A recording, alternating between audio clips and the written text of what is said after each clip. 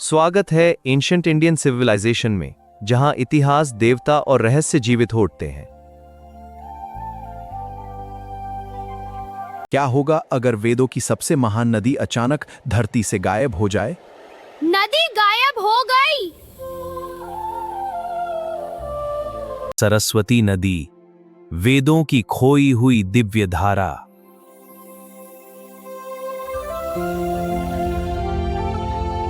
सृष्टि के आरंभ में ब्रह्मा ने मानवता के मार्गदर्शन के लिए ज्ञान की खोज की। ब्रह्मा की दिव्य शक्ति से प्रकट हुई देवी सरस्वती, ज्ञान और संगीत की देवी। मानवता को आशीर्वाद देने के लिए सरस्वती स्वयं एक पवित्र नदी बन गईं।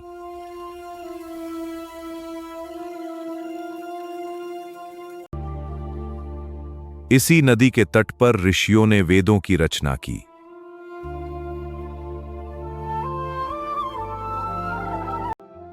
सरस्वती ने सभ्यताओं को समृद्धि, शांति और ज्ञान दिया।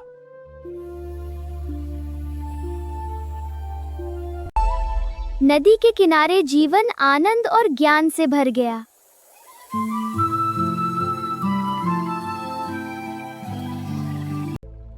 सरस्वती के किनारे महान साम्राज्य खड़े हुए।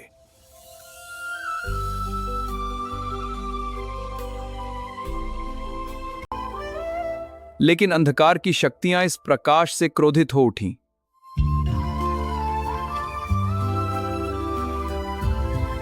जब तक सरस्वती बहती रहेगी, अज्ञान कभी राज नहीं करेगा। जब तक सरस्वती बहती रहेगी, अज्ञान।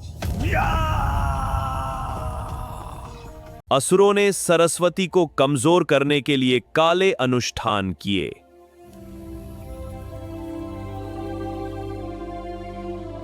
धीरे धीरे अंधकार ने पवित्र नदी को घेर लिया।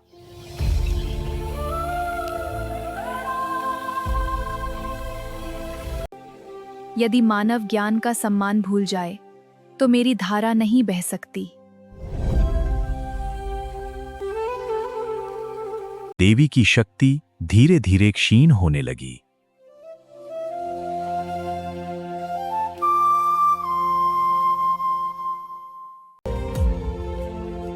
और फिर सरस्वती धरती के नीचे विलीन हो गई।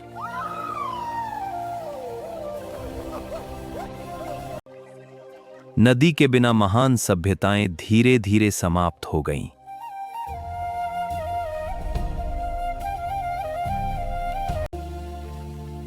लेकिन ऋषियों का विश्वास था सरस्वती कभी पूरी तरह समाप्त नहीं हुई।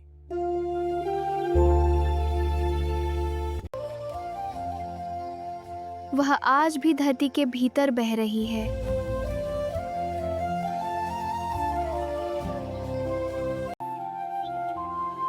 साधु और यात्री सदियों तक उसकी खोज करते रहे। हर पीढ़ी ने उस खोई हुई नदी को खोजने का प्रयास किया।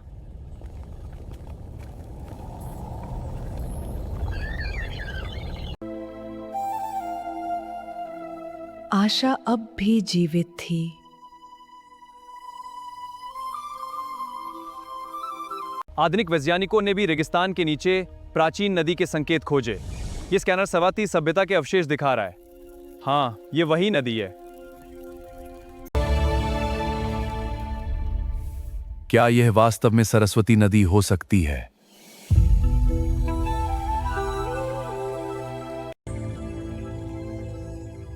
इतिहास फिर से जीवित होने लगा।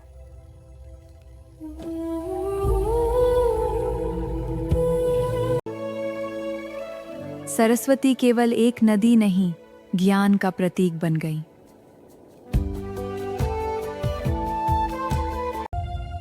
ज्ञान पीढ़ियों से बहता रहा, ठीक सरस्वती की तरह। अदृश्य होकर भी सरस्वती आज तक बह रही है।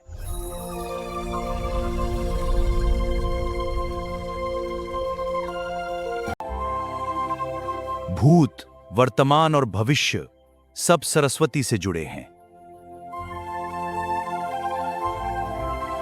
सरस्वती की कथा हमें ज्ञान का महत्व सिखाती है।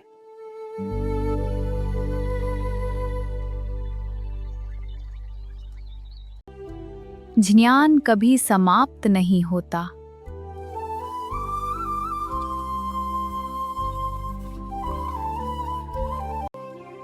कभी कभी सत्य हमारी आंखों के सामने छिपा होता है।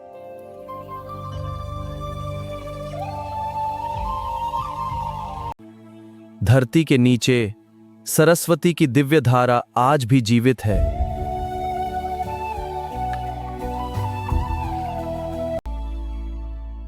ज्ञान ही सभ्यता की सबसे बड़ी शक्ति है।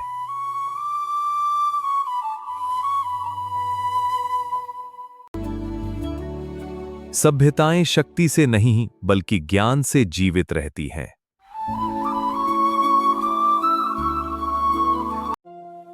ऐसी ही अद्भुत पौराणिक कथाओं के लिए एंशिएंट इंडियन सिविलाइजेशन को सब्सक्राइब करना न भूलें।